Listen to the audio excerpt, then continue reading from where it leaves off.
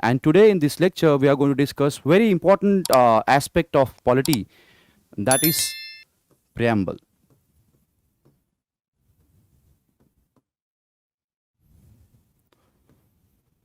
So today in this lecture, we are going to discuss the meaning and significance of the preamble, why preamble is important, what is the meaning with respect to each and every term which has been mentioned in the preamble, as well as certain issues as to whether the preamble has been part of the constitution, preamble is part of a constitution or not, or whether the preamble can be amended or not. So we are going to discuss the preamble comprehensively. All right, fine. So before we start, let us understand the meaning of the term preamble. What is the meaning of the term? What does this term means? Because many of you might have, who are the beginners, who might not have heard about the term itself, preamble. So what does the term preamble means? Well, if you read any book, then at the start of the book there is always what is called as preface. All right, हाँ, हर एक book के starting में ये एक preface का part होता है, right? So what is preface? Preface means introductory statement.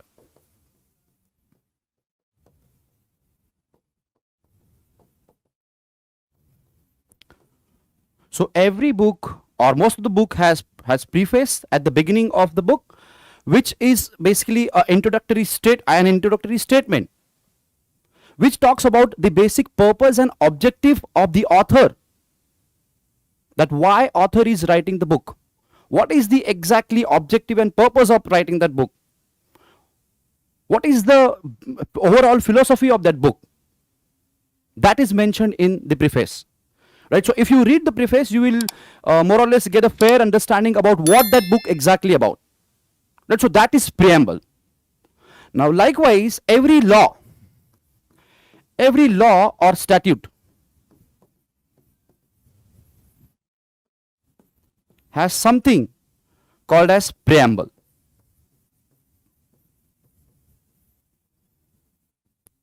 Right? We know that every law has some purpose. It has some objective to achieve. And that purpose, that objective, that philosophy of a particular law or a particular statute can be seen in the preamble of that particular law or statute. Like for example, in India, instead of having the preamble to the laws, what we have called is the statement of objectives.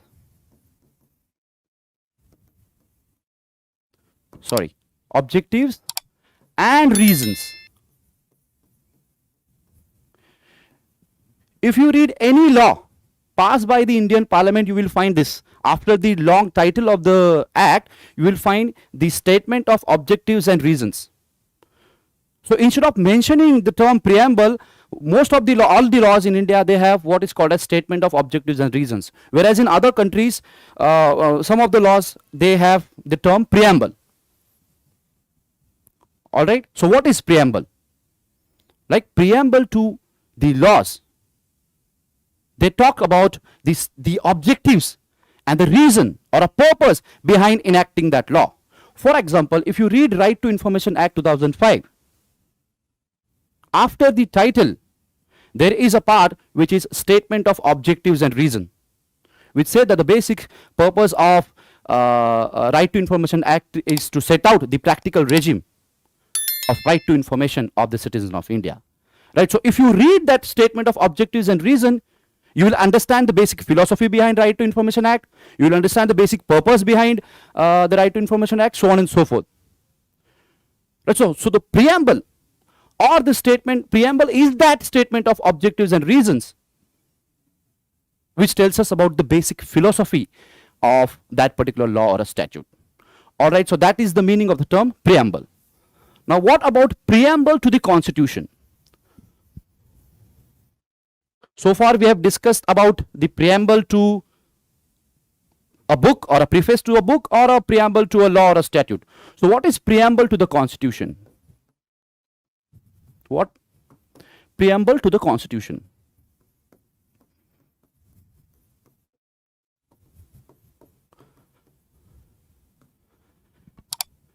Well, the way we have preamble at the start of the statute and laws, most of the constitutions across the world, they have what is called as preamble at the start of the constitution, right? So what is preamble? Based on our discussion, you might have got the fair understanding about the preamble.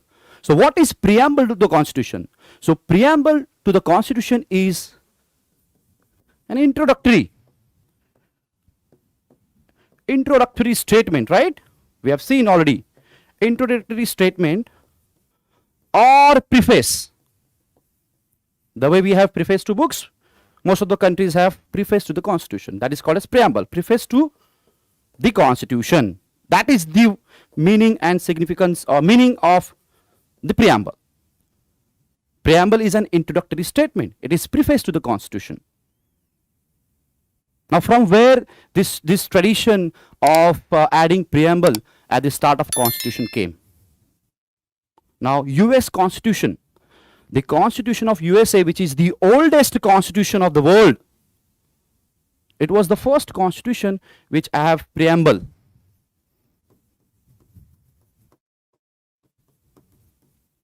(1789), right?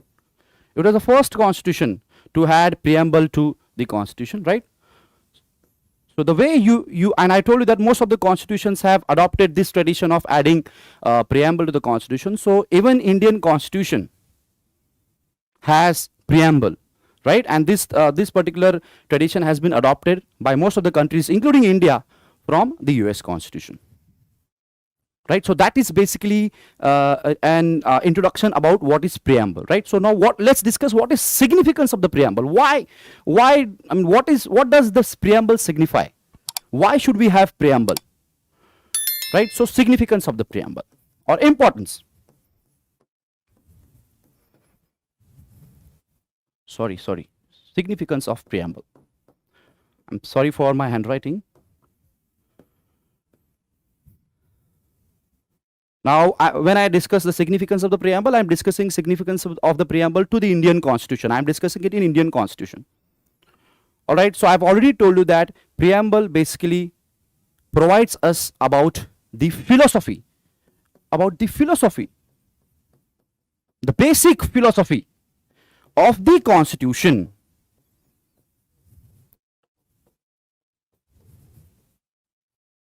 So likewise, Indian preamble.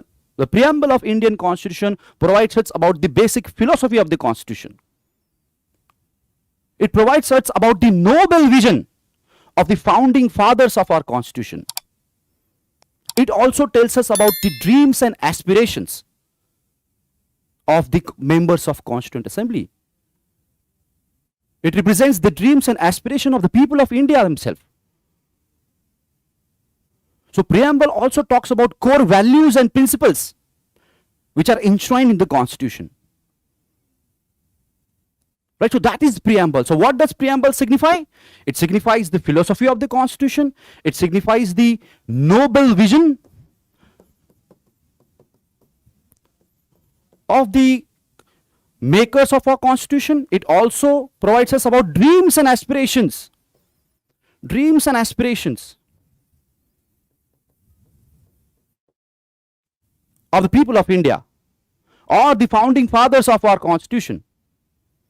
All right. It also talks about basic objectives and principles.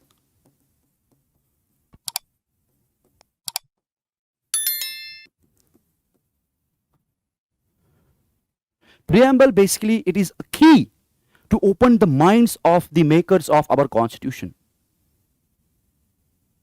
Preamble is also window. It is like a window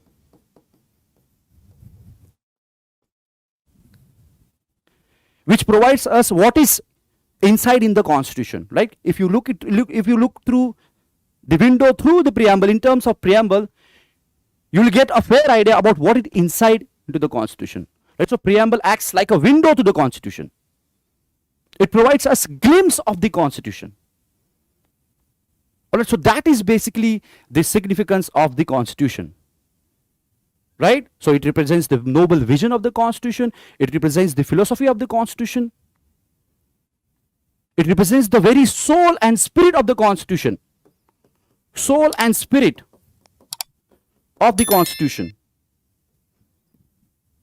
So these are the things which you have to, which you should use while writing your answer about what is the significance of the preamble. Now there are so many authors or so many members of the Constituent Assembly who spoke about the importance of preamble. Right, so you are not supposed to memorize each and every opinion of each and every philosopher or each and every member of Constituent Assembly. For example, if you read the Lakshmikant, it enumerates the opinion of so many thinkers and lawyers and members of Constituent Assembly. So don't burden yourself with by memorizing all these thinkers or authors. Yes, I mean you can write opinion of one or two thinkers that will provide an academic edge to the answer. Yes, I'm not saying that you should not but don't overburden yourself. Right, just understand the basic essence of the preamble. And I've told you that the basic essence of the preamble is to provide glimpse of the Constitution. It represents the very soul and spirit of the Constitution. It represents the noble vision of the founding fathers of the Constitution, right? So now when it comes to quoting various thinkers and authors, one particular person who was a very eminent lawyer of the country was Nani Palkhiwala. Nani Palkhiwala. According to him, preamble acts like an identity card of the Constitution.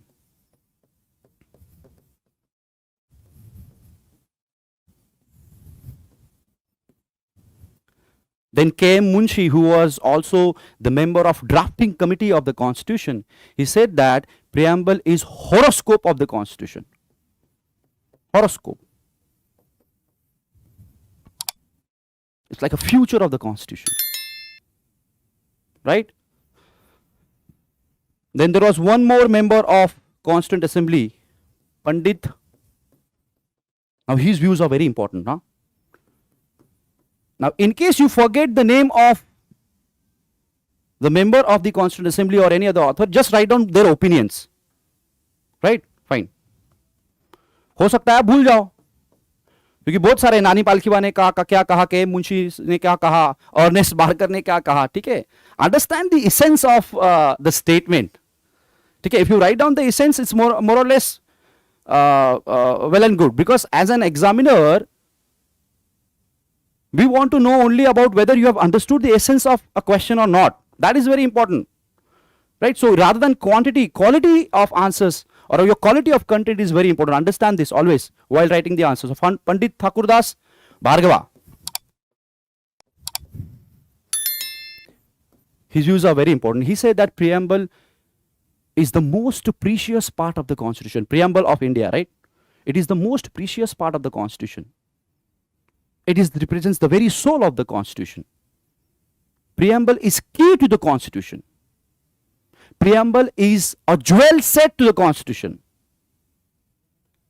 Preamble is the most important yardstick with which we can understand the worth and importance of the Constitution. That's what Pandit Thakurdas Bhargava said. Then there was one political scientist. Those who have political science as an optional subject, they might have heard about him, Ernest Barker.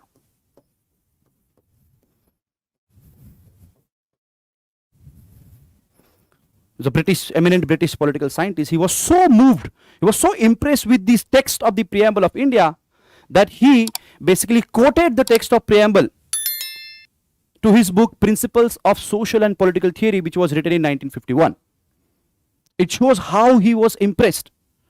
He quoted the preamble. Uska book hai Principles of Social and Political Theory. If you read that book, at the start itself he has quoted the preamble. It shows how impressed or how moved he was by the text of the preamble.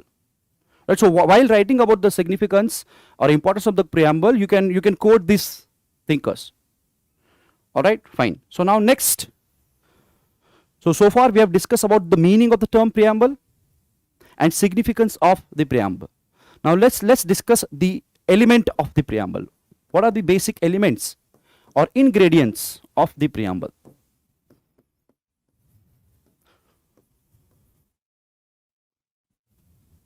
Now if you look at the preamble starts with the expression "we the people of India having solemnly resolved so on and so forth, right?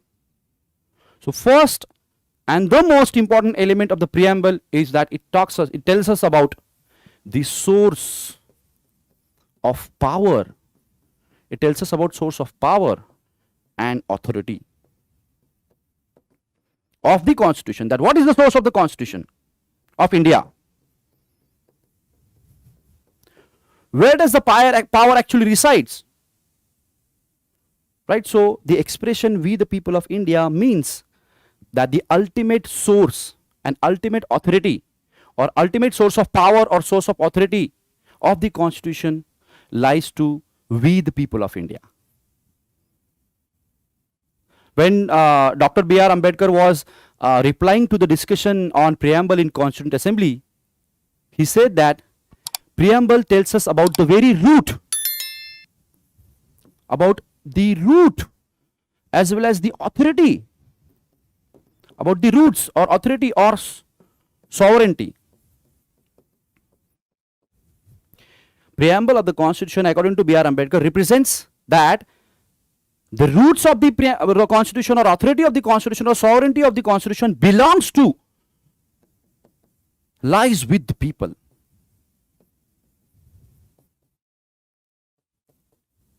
That is the meaning of the expression "we the people." The Constitution has not been adopted by some external agency. Constitution has been adopted and enacted by we the people of India. It means that the ultimate source and authority, ultimate source of authority or power of the Constitution and all its organs created by the Constitution, so as legislature, executive, judiciary, so on and so forth. The ultimate source, ultimate basis of that source of power or authority lies with the people of India. It is the people of India who are sovereign, who are supreme. That's very important to understand, right? So that is the meaning of the term source, we the people of India. It tells us about where does the source of power or authority of the Constitution lies, whether it lies with the Constituent Assembly, whether it lies with some external authority, right? So the expression "we the people of India" means that the people who are sovereign, the ultimate authority of the Constitution lies with the people, and this is also called as popular sovereignty. This is also called as popular sovereignty.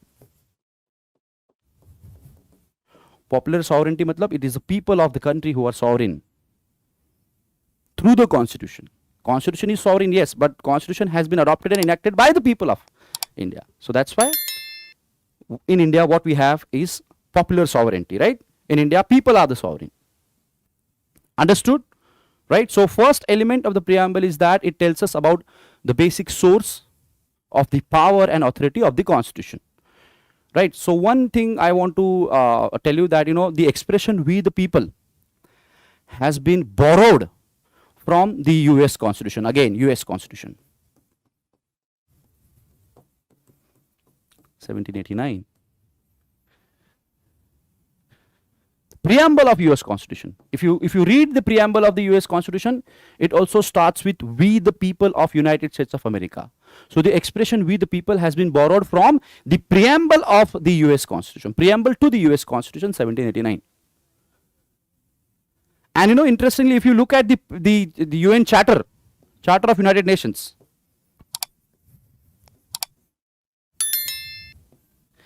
even it starts with "we the people of United Nations." Alright, so and UN Charter was adopted before the Indian Constitution was adopted, right? So the makers of the Constituent Assembly, they were influenced by both the preamble of the US Constitution and as well as the UN Charter, right? So these are the things which you should know. Now next element of or next ingredient of the preamble is about that it tells us about the nature of the state, nature of the polity. Now state can be of different types. We have monarchy, we have republic, we have parliamentary democracy, we have democratic states, we have communist states. Right? So state differ from country to country, right? So preamble also tells us about what is the nature of Indian state. Now, what does preamble talks about the nature of the Indian state? Preamble says that the India is sovereign, socialist, secular, democratic republic. So that is the nature of the state. That the Indian state is sovereign, it is socialist, it is secular, it is democratic as well as republic. And we are going to discuss one by one the meaning of all these terms. Okay. But one thing I want to add here is that this term socialist, the term socialist and secular, they were not present in the original constitution, right? The terms secular and socialist, they were added through 42nd Constitutional Amendment Act 1976.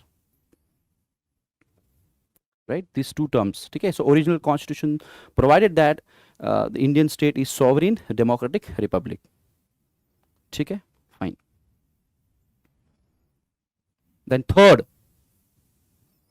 the preamble also tells us about the basic objectives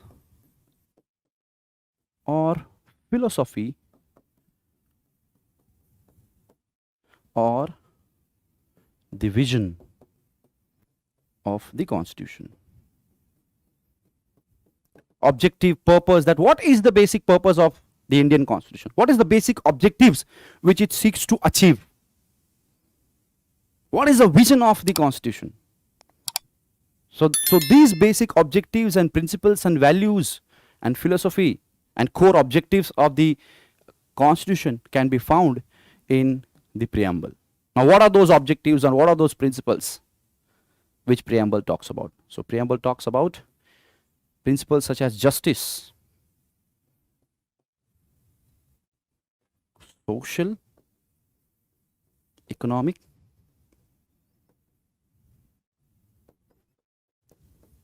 political. Right? Now, before I proceed, I mean, even though I'm going to discuss the meaning of the term justice, but I just want to add one point here is that the forefathers of our constitution or the members of our constituent assembly deliberately added social justice and economic justice before political justice. So they followed the sequence, and there was some logic behind adding social and economic justice before political justice. They could have simply added political justice, economic justice, and kept the social justice at the last. No. There was a logic or reason behind adding social justice first, then economic justice, and then political justice. Why? Because, as we all know, the nature of Indian society, it is caste-ridden. It is affected by caste-based discrimination, various kinds of discriminations. Whether it is caste-based discrimination or whether it is religious-based discrimination, so on and so forth. So considering the nature or structure of Indian society, the forefathers of our Indian constitution, they thought that achieving social justice is the most important objectives. Because without social justice, the economic justice as well as political justice will be meaningless and useless. So along with social justice, we should also have economic justice. Right? Economic justice means, the basic economic needs of every individual should be fulfilled. Right? And then at the last, they added political justice. Why they added political justice at the last? Because political justice will be meaningless and useless without social and economic justice. What is political justice? Or what is political equality? That everyone should have right to vote, everyone should be eligible to contest elections, everyone should be able to form political parties and other political associations, so on and so forth. So this means as political, and there should not be any discrimination on the basis of religion, race, caste, so on and so forth while giving right to vote or while contesting elections, right? So that is political justice. But consider those who are poor and those who are hungry. For them, political justice is meaningless and useless. Right to vote is nothing but a mirage for them. So this was the reason behind adding social and economic justice before political justice. Understand? So while writing about justice, always follow the sequence. Because ऐसा नहीं कि उनके मन में आया चलो पहले social justice लिख लेते थे इसलिए उन्होंने सोशल जस्टिस पहले ऐड किया. नहीं, there was a reason, there was a logic behind it. I hope you got this. Fine. The next, it talks about liberty. Right? Let me. Like, it talks about liberty as a principle. Liberty. Liberty of what? Liberty of what? Liberty of thought,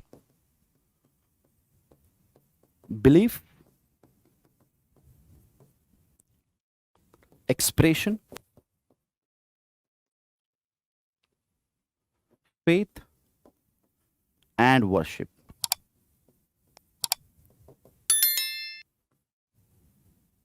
That which kind of liberty the Indian Constitution seeks to achieve. So liberty of thought, belief, expression, faith, and worship. Right? I am not going to explain the liberty. I'll discuss the meaning and significance of liberty when I discuss the meaning of each and every term. Right? So here at this point, just remember that what kind of liberty preamble talks about. Preamble talks about liberty of thought, belief, faith, worship, expression, so on and so forth. All right. Next value or next principle which preamble talks about is equality. Yes, equality. Equality of what? Equality of status and equality of opportunity, which was denied to many sections of the Indian society before the Constitution was adopted and enacted. Right? So it talks about achieving equality of status and opportunity as one of the objectives of the Constitution. Right? So we have justice as the principle, we have equality, and then next is fraternity.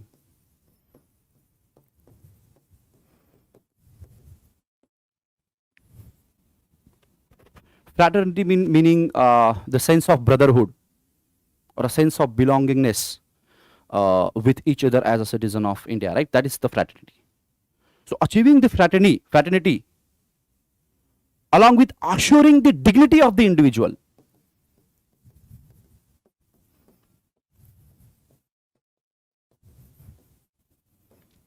Each and every individual is also one of the goals and principles of the Indian Constitution.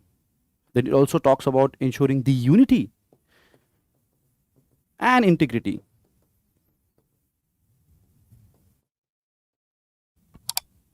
of India. That I have told you that the words socialist and secular, they were not present in original Constitution. They were added through the 42nd Constitutional Amendment Act 1976. So similarly, the term integrity was not present in the original Constitution. It was added through the 42nd Constitutional Amendment Act 1976. So if there is a question that which were the following terms which were added by 42nd Constitutional Amendment Act 1976, the answer is the terms socialist, secular, and integrity. Unity was always there, was already there. Integrity. Three terms were added by 42nd Constitutional Amendment Act 1976. So these are the key. So this is one of the key elements of the preamble. So far we have discussed three. First is it tells us about source of authority or power of the Constitution, which is people.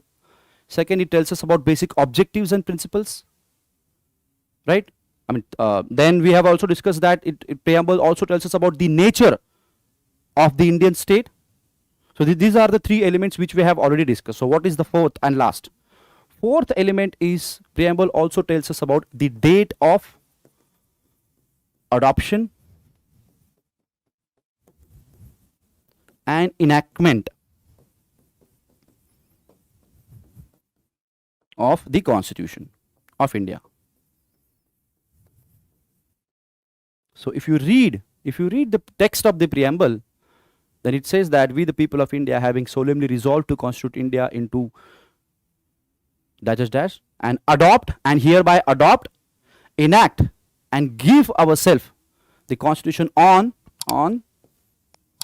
26th of November 1949. This was the date on which the Indian Constitution was adopted and enacted. Now there is and what is that date on which the Constitution of India was adopted and enacted? It was 26th of November 1949.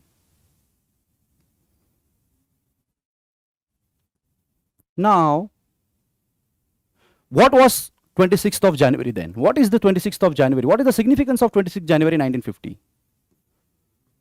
See, even though the Constitution of India was adopted and enacted on 26th of November 1949, not all the provisions of the Constitution, they came into effect or implemented from 26th of came into effect on 26th of November 1949. There are only some articles of the Constitution which came into effect immediately after 26th of November 1949. For example, clauses related to citizenship, elections, related to Election Commission of India under Article 324, so on and so forth. But most of the provisions of the Constitution, they came into effect only on 26th of January 1950. Understand this. So if there is a question in prelims that when was the Constitution of India was adopted and enacted, then the answer is 26th of November 1949. And if the question is when was the Constitution of India came into effect or came into force to the full effect, the answer is 26th of January 1950. Now understand, it is not as if the whole Constitution came into effect on 26th of January. No, ऐसा नहीं है. There are some articles or some provisions of the Constitution, they came into effect immediately, but most of the articles of the Constitution, they came into effect on 26th of January 1950. So this is the element, these are the key elements of the preamble. One thing I forgot to tell you is that the text of the Indian preamble was based on objectives resolution. I told you that the expression "we the people of India" was borrowed from the Constitution of United States, but if you look into the history of Indian preamble, so the text or the basic philosophy of the preamble was derived from objectives resolution. Understand, it is objectives, it is plural, not singular. Some students write objective resolution. No, objectives, multiple objectives, like objectives resolution. This objectives resolution, it was moved into Constituent Assembly by Pandit Jawaharlal Nehru on 13th of December 1946. Right, and this particular objectives resolution was adopted by the Constituent Assembly unanimously. It was adopted unanimously on 22nd. These dates are very important. 22nd July. Sorry, 22nd. No, it's not July. It's January. 22nd January 1947. Alright, so understand, I forgot to tell you this. Okay, so for prelims, this is important, that the basic text or basic philosophy of the preamble was derived from objectives resolution, which was moved by Pandit Nehru on these dates, and it was adopted and enacted, or it was passed unanimously on 22nd January 1947. But it does not mean that preamble is copied, the text of preamble is copied word by word from objectives resolution. No, only the basic principles and objectives enshrined in the objectives resolution was incorporated into preamble itself, and there was some modifications as well. ठीक है, through the debates and discussions through the preamble, ये objectives resolution का जो text है उसको भी modify version से adopt किया गया through the preamble. Now interestingly, if you go through the debates of Constituent Assembly, some of the members who were conservative, they wanted to replace the term solemnly resolved. Solemnly resolved. So we the people of India having solemnly resolved. Right? Currently the preamble reads that we the people of India having solemnly resolved to constitute India into dash dash. Okay? So some of the members, they wanted to replace this with in the name of God, right? In the name of God.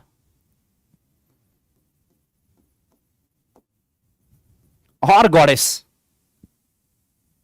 But as we know that our forefathers of our constitution, they were committed to the secular principles. So, and there was heated discussions and debates over this issue in Constituent Assembly. But good sense prevailed, and instead of in the name of God, in the name of goddess, so on and so forth, the expression having solemnly resolved was added into preamble. All right.